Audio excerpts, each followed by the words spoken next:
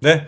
그러면 지금 로봇도 엄청 잘 나가는 네. AI도 뭐 엄청 따라잡은 반도체도 턱 밑까지 따라온 이 중국 이야기. 네. 그러나 트럼프한테 때려맞을 준비를 좀 하고 있는 중국 이야기 한번 좀 가보겠습니다.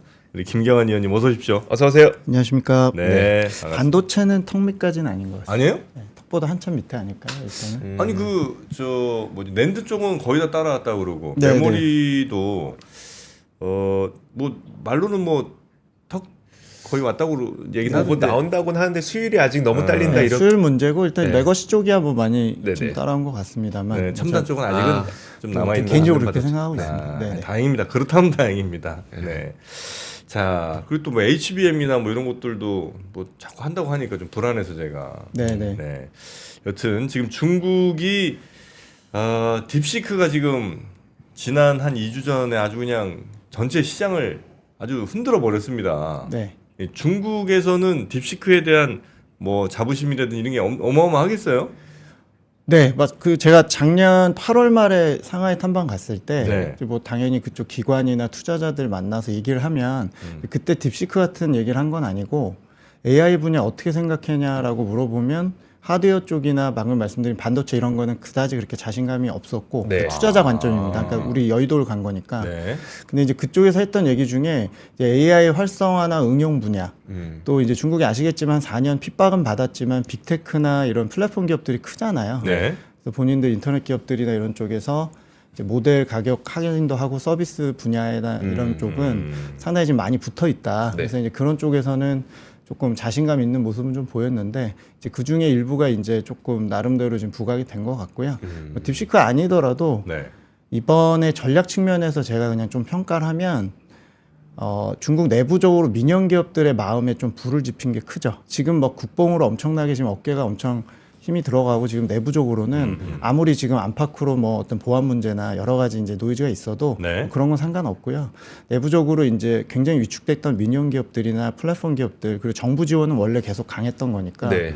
뭐 그런 쪽에서 VC나 IB 시장이나 전반적인 투자 쪽이 활성화되는 효과. 뭐 이제 주가가 이제 이런 부분을 최근에 선순환으로 좀 반영을 하는 건데 이게 뭐 등락은 있겠지만 워낙 4, 5년 동안 중국 기술주에 대해서 뭐 글로벌 투자자 말할 것도 없고 네. 중국 내부적으로도 시가총액이 지금 한 3년째 횡보했기 때문에 네. 이제 시장이 조금 상상할 수 있는 여력을 좀 높여줬다는 측면에서 좀 의미가 있는 것 같고요.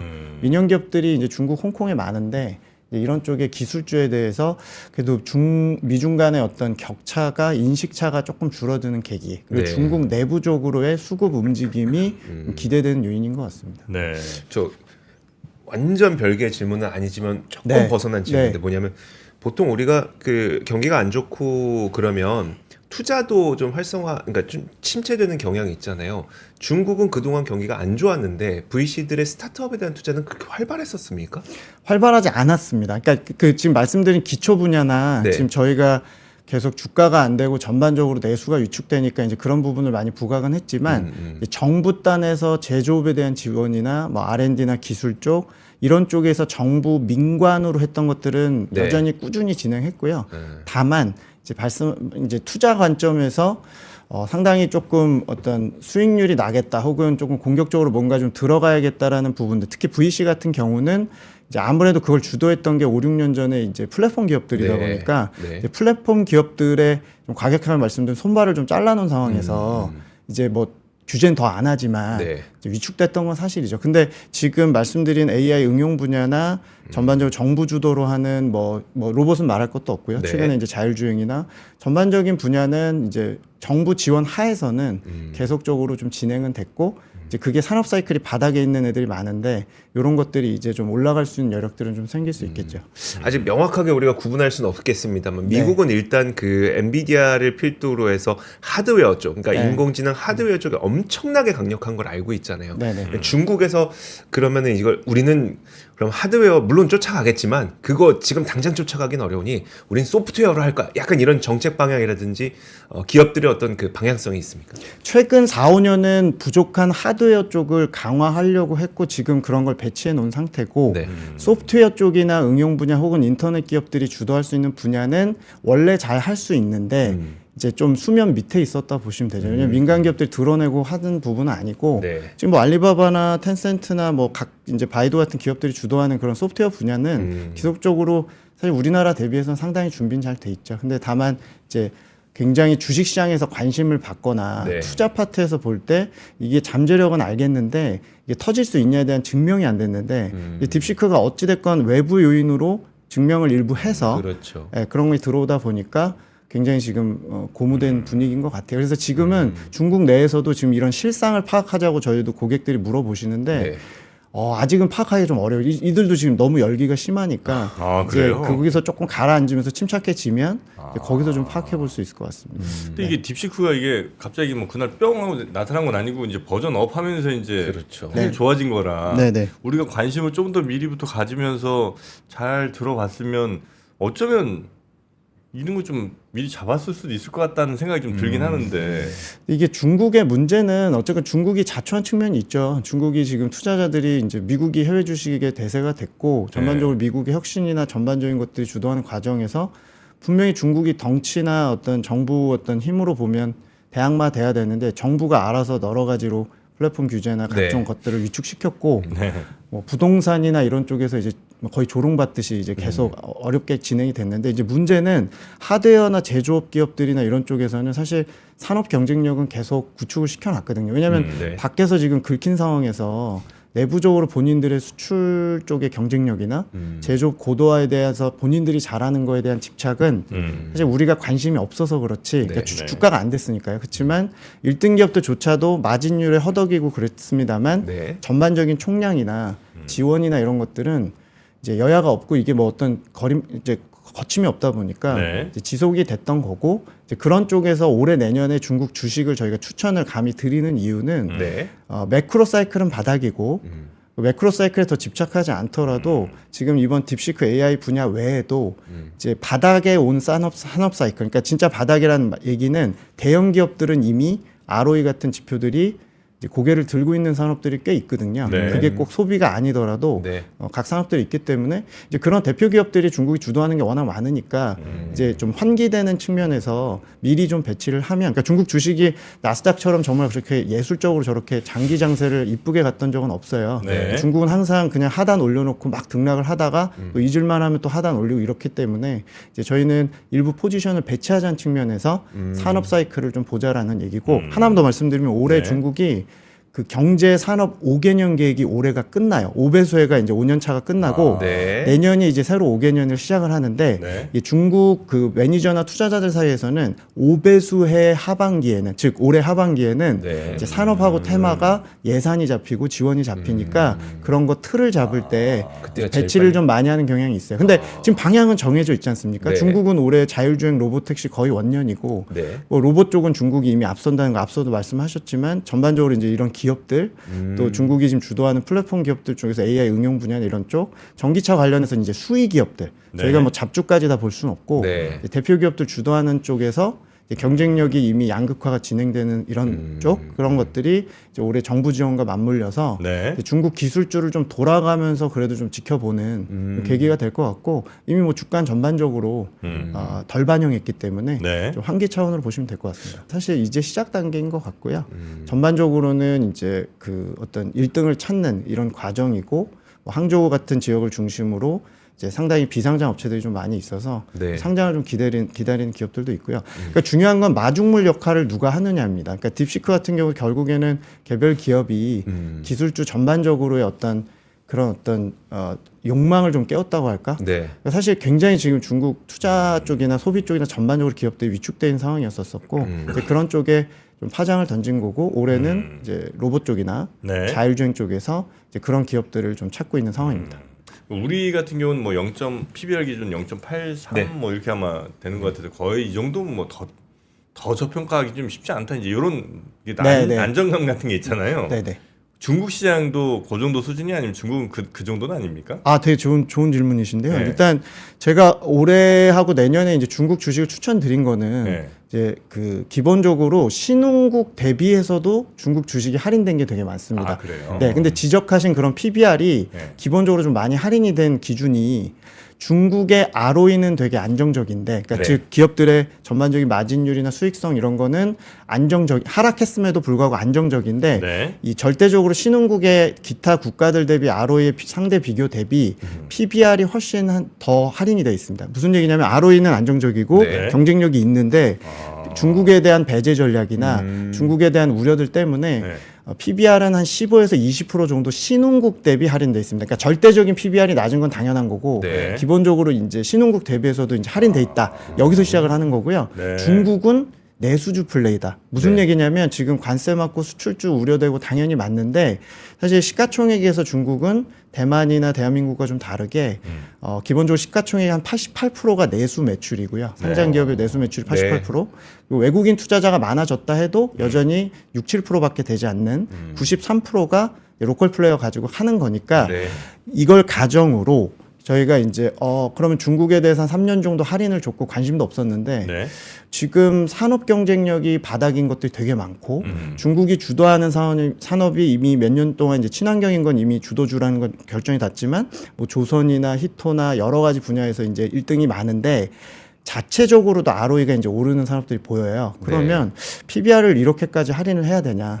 정상화 수순만 해도 15% 20% 저희가 지수 계산이 나오거든요. 네. 그래서 이제 지수를 통으로 사거나 중국이 이제 여러 번 뒤통수를 때려서 기본적으로 지금 신뢰가 없으시니까 네. 기본적으로 이제 해외 주식에서 좀 일부 과도한 어떤 특정 국가 포지션을 네. 중국으로 좀 빠질 때마다 이동하자 정도의 이제 포지션이고 중국은 충분히 내수 쪽에서 맷집이 좀 있다고 생각하는 게 네. 이제 기본 가정이고요. 하나만 제 시간 관계상 그냥 하나만 그냥 포인트를 말씀드리면 네. 중국 주식을 저희가 올해 좀 추천드리는 거는 네. 중국 정부가 경기나 물가가 좋아져서 이제 주가가 좋아지는 그런 스타일이 아니고 주식 자체를 경기 부양 수단으로 확고하게 지금 생각을 하고 있기 때문에 말씀을 드리는 겁니다. 아, 그게 드러나요? 이미 작년 9월, 10월에 아, 그때 뭐 그때 한번 장세가 한번 네. 막 도깨비 같이 올라갔잖아요. 그쵸, 그쵸. 저희 예. 뭐 관심도 없었는데 네. 항생테크 뭐 이런 것도 막 20, 30%씩 올랐다가 네네, 네. 거래 대금이 한 3, 4배씩 뿜었죠. 그러고 지금 다 또 뱉어낸 다음에 네. 1월부터 또 오르고 있는데 이게 중국 정부가 한 10년 만에 일단 기본적으로 주식에 대한 생각을 좀 바꾼 게 이게 역자산 효과도 부동산 때문에 너무 심하고 네. 중산층에 대한 어떤 타격이 큰데 미국 흉내를 좀 내보려고 하는 거죠. 그러니까 말하자면 주식을 돈이 움직이는 수단으로 활용을 해보겠다는 겁니다. 그러니까 중국이 3년 동안 뉴스 지겹게 들으셨지만 금리 낮추고 돈 아무리 풀어도 유동성 함정에 빠진 거잖아요. 네. 근데 이제 기본적으로 이제 예금도 많이 쌓여 있고 네. 계속 돈을 쌓아놓고 있는데 소비나 투자를 안 하는 이제 어떤 상황에서 정부가 뭐 재정도 부양하고 소비 부양도 하지만 그거는 이제 근원 중에 하나고 돈이 움직일 때 보통 통화량에 선행하는 게 결국 주가였고 네. 주가를 이제 움직이게끔 하겠다는 게 중점 생각입니다. 그러면 네. 생각할 수 있는 게 펀더멘탈이 안 좋은데 주가가 어떻게 오르냐 이렇게 생각할 수 있는데 작년 9월 10월에 중국 정부가 어떤 방법이든 간에 지수의 하단은 그어준 겁니다. 네. 장기 하단을 그어줬고요. 본인이 직접 들어와서 ETF 사고 우량주 사고 정부 자금 활용해서 이제 그은 거고 이제 그은 위에서 중국 정부가 이제 올해도 시행하는 게 뭐냐면 공급은 줄이고 네. 수급을 만들어주는 거죠. 아, 뭐 IPO는 좀 네네 적게 하면서. IPO나 뭐 증자 이런 건 막아놨고요. 네, 사실상 작년에 이미 막았고 올해 조금 풀어준다 해도 기본적으로 이제 막는 기조 하에서 신규 자금이 많이 들어옵니다. 그러면 중국에서의 기관 주포가 누구냐? 우리나라에 연금 역할이 있느냐? 그러면 연금 같은 단일 기관은 없지만 네. 중국의 보험사나 각종 기관들 정부 자금들을 상당히 이제 바치는 역할로 활용을 하는 거죠. 그래서 저는 지수에 대해서는 굉장히 단단해졌다고 생각을 하고 네. 정부의 이제 목적은 주식을 어찌됐건 올해 내년까지는 자산의 어떤 증식 수단으로 소비 부양의 수단으로 돈이 도는 효과 네. 이걸 하려고 하고 있기 때문에 그 의지를 조금 어떤 봐주신다면 사실 중국 지금 종목들이나 지수를 고르기에는 네. 좀 하단은 좀 단단해진 측면이 좀 있다라고 보시면 될 것 같아요. 네. 물론 이제 업사이드 요인은 네네네네. 저희가 자료에도 이제 많이 다뤄놨지만 네. 이제 상승하는 이유는 다르겠지만 하단에서 정부가 좀 의욕이 달라졌다 이렇게 보시면 됩니다. 그러면 이게 이제 그런 컨셉이면 제가 그냥 단순하게 생각할 때는 이건 지수 투자에도 괜찮겠다는 생각이 들기도 하고 아니면 어쨌든 지금 주목받는 건 딥시크 뭐 로봇 뭐 이런 쪽이니까 테크 쪽으로 그냥 앞에 있는 한 몇 개 회사 사는 게 나을 것 같기도 하고 또 한쪽으로는 어쨌든 중국이 지금 내수 부양에 대한 의지가 강력하다면 내수주들 있잖아요. 뭐 네네네. 몇몇 이런 것들을 그런 것들 사는 게 낫나? 약간 헷갈리는데 거기에 대해서는 혹시 답이 어떻게 되십니까? 저희 기본적으로 연간 가장 큰 틀에서 중국 지수를 투자하는 가장 일반적인 방법은 그냥 CSI 300이나 항생 H 같은 말씀하신 소비주, 기술주, 전기차 모든 게 담겨져 있는 이제 어떤 이제 종합 선물 세트 같은 네네네. 거는 CSI 300이나 항생 H인데 네. 이제 투자자들이 항상 보실 때 중국이 한번 튈 때는 항상 먼저 뛰는 게 뭐 항생 테크라든지 네. 뭐 혹은 상해 과창판이라고 그래서 스타 50 지수로 이제 반도체 인덱스 이런 것들이 좀 많이 튑니다. 그래서 그거 들어갔다 망했잖아요. 그 상해 언제 들어가시죠? 그게 한 3년, 4년 됐나? 아, 네네. 계속 빠졌습니다. 계속 네. 빠졌고 아, 네. 작년 9월, 10월에 한번 세게 튄 다음에 네. 지금 약간 이제 바닥만 확인한 상태인데요. 그러니까 투자 성향에 따라 좀 다를 것 같습니다. 이제 중국의 AI나 전반적인 반도체 주식은 가장 많이 들어있는 게 이제 스타 50 지수에 30% 정도 들어가 있기 때문에 이제 딥시크 관련주도 30%가 한 25% 정도가 이제 상해 과창판에 있죠. 그리고 뭐 저희가 뭐 전기차나 이런 친환경 쪽은 말씀 안 드려도 이미 많이 있고 항생테크 같은 경우는 오래 트레이딩을 잘 못하세요. 이게 기본적으로 워낙 변동성이 크고 그래서. 근데 네네. 저희가 올해 연간으로 보면 저는 그래도 CSI 300 같은 지수가 초과 수익을 내는데 제일 좋다고 생각하고 있고 저희 전망치도 지금 현재 연간 그러니까 상반기 상단이 한 15% 정도 업사이드 좀 전망을 하고 있고요. 조금 더 공격적으로 중국의 이런 미래 산업들에 베팅을 하고 싶다. 그러면 사실 현재로서는 유일하게 이제 스타 50이나 항생테크가 가장 유리한 방법이고 혹은 지금 미국에 상장한 이제 미국 상장 중국 기업들하고 네. 같이 만들어진 그런 ETF들이 좀 있긴 합니다. 뭐 예전에 K앱이나 이런 인터넷 기업들 담겨져 있는 이제 인덱스들이 있는데 확실한 건 비슷비슷하게 움직일 거고 성장주 컨셉이 올해 연간으로 완전히 대항만 아니고요. 네. 그래서 저는 소비주도 좀 순환매가 있을 것 같고 돌고 돌아올 수 있기 때문에 이제 예를 들면 이번 2월 달에 지금 제가 지금 방송을 하는 현 시점에서 또 이번 주 조정이 있을 수 있고 네. 2월을 저희가 좀 모멘텀을 보고 또 올해 이제 4월 달, 5월 달 이렇게 2월, 4월, 5월 상반기에 좀 기회로 보고 있기 때문에 이럴 때마다 좀 매집하는 전략을 하시고 좀 성향에 따라서 공격적인 경우에는 뭐 테크자가 붙는 이런 이제 인덱스들이 충분히 있으니까요. 뭐 전형적입니다. 한 세네 개 매우 정도니까. 공격적이잖아요. 네, 그래서 좀 담아놓는 전략 이렇게 좀 말씀을 드리고 싶습니다. 그 중국 정부가 주식을 이 자산 증식의 수단이라는 시각으로 바라본 게 과거에 언제쯤 있었습니까? 제가 이게 중국 주식이 한참 막 열정적인 투자가 우리나라에서도 있었을 때는 뭐 후광퉁 해가지고 네네네. 2015년쯤이었었는데 지금 딱 얘기하신 게 그때입니다. 딱 그때예요? 그러니까 주식은 항상 그 네. 중국 정부 입장에서 보면 주식에 대해서 강하게 얘기를 한 거는 지금 딱 얘기하신 2014, 15년입니다. 그러니까 10년 됐죠. 네네. 그러니까 10년 만에 이제 다시 주식을 꺼낸 건데 네. 주식이 정부가 마음 먹는다고 될 리는 없죠. 네. 근데 이제 의지의 자체는 그때 14, 15년도에는 외국인 개방과 함께 네. 이제 발행판을 키우려고 했던 겁니다. 그때는 기업 관점이고 네. 어떤 금융기관 관점에서 이제 주식 발행 시장을 판을 키우기 위해서 끌어들인 거고요. 근데 이번에는 사실 발행 쪽보다는 유통시장 관점에서 보유자 관점, 즉 주주환원 관점이고 이제 가계 중산층을 달래기 위한 수단이기 때문에 이제 그런 쪽에서 저희가 1등 기업들이나 대형주의 경우는 이제 정부가 계속 바치는 수급이 되고 네. 또 이제 여러 가지 스토리에 따라서 올해 이제 수급이 굉장히 가볍기 때문에 이제 그런 측면에서 기회 요인이 크다라는 측면입니다. 감히 지금 미국을 대항마로 볼 만큼 중국이 만회하려면 시간이 좀 걸리고 네. 중국의 시장이 항상 흐름이 건전하지 않았습니다. 근데 중국을 조금 미리 배치하면서 좀 어느 정도 포지션을 지금 가져간다고 가정을 했을 때는 뭐 예를 들어 이번 관세 때 조정을 일부 내수주들의 기회로 보실 수도 있는 거고요. 네. 저는 사실 중국이 일본과 비교가 많이 되는데 90년대 일본의 ROE보다 오히려 지금 높고요. 그러니까 80년대 일본이 제일 잘 나갔을 때 상장 기업들의 ROE가 80년대 초중반의 레벨이 여전히 중국이 지금 그때 레벨과 비슷합니다. 그래요? 그리고 중국 ROE가 지금 장기 조정을 받고는 있는데 저희는 올해 내년이 좀 바닥이라고 보거든요. 최근에 한 4년 정도 빠졌는데 저희가 이제 대형주들은 바닥에 왔다. 즉 말씀드린 CSI 300 같은 데 들어간 인덱스의 네. 기업들은 이제 대형주가 바닥에 왔기 때문에 저희는 우량주를 사자는 거고 특히 제조기업들의 경쟁력도 올해 내년에 수출이나 이런 확장은 좀 위축되겠지만 네. 경쟁력은 오히려 좋아진 기업들이 뭐 BYD나 CATL처럼 네네네. 확인이 좀 될 것 같아서 그런 걸 좀 일부 담자. 신흥국에서 저는 산업 쪽에서나 제조업이나 AI 응용 분야에서 중국을 따라올 만한 국가는 아직은 없다고 생각을 합니다. 그래서 그럼 과소 포지션이니까 네네네. 네, 네. 중국 테크주의 좀 포지션을 늘리자는 의견으로 좀 말씀을 드린 짧게 부분입니다. 혹시 네. 들어가기에 지금 환율 괜찮습니까 중국? 환은 원화 대비해서 안정적입니다. 원화가 지금 위안화 대비 많이 약세고요. 네. 위안화는 저희가 공식적으로는 올해 관세를 완충하는 수단으로 절하시킬 걸로 보지 않고 있어서 네. 현재 위안화 환율은 그냥 큰 변동이 없이 다른 국가들 대비해서 상대적으로는 물론 달러 대비해서는 여전히 약세 기조지만 네. 약세를 좀 많이 저는 반영을 했다고 생각합니다. 장기적으로. 그래서 일단 환에 대해서 리스크는 물론 이제 올해 관세에 따라서 일부 이제 어떤 관세 요인이 있겠지만 원화 기준으로 생각해 보면 현재로서는 좀 안정적인 것 같습니다.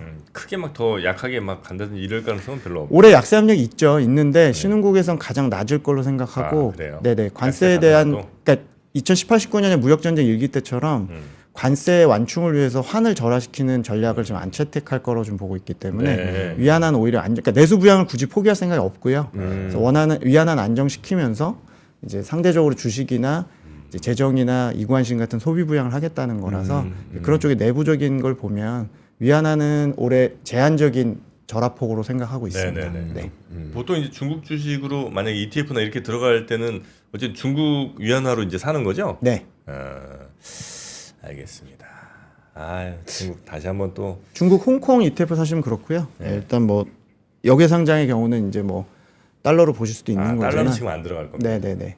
그래서 일단 기본적으로는 홍콩 쪽이 좀 대안이 될 것 같고요. 물론 이제 알겠습니다. 홍콩도 페그가 돼 있지만 네. 상대적으로 원화가 약세라서 조금 그런 부분은 좀 고려는 하셔야 되는데 일단 위안화 역시도 저는 그렇게 올해 그렇게 절하폭이 크지 않을 거로 생각합니다. 알겠습니다. 자, 알겠습니다. 한번 이번에는 제가 중국 쪽으로 가서 돈 복사 한번 해보겠습니다. 전에 한번 돈이 다 삭제돼 갖고 삭제됐어요. 이번에 좀 그때는? 복사해야 됩니다. 아, 파세? 그때는 돈 파세. 이번엔 돈 복사. 네, 우리 아니 또 이러면 또 너무 단기적으로 생각하지 마시고요. 조정을 좀 활용해서 저는 조정을 단기적이고 활용해서. 아니요, 네. 저는 단기적인 공격적이니까. 그럼 제가 다음 방송 못 나오겠네요. 전 개인적으로 저는 그렇게 할 네네. 거예요. 네. 자, 하나증권 김경환 연구위원님 오늘 대단히 감사하고요. 네.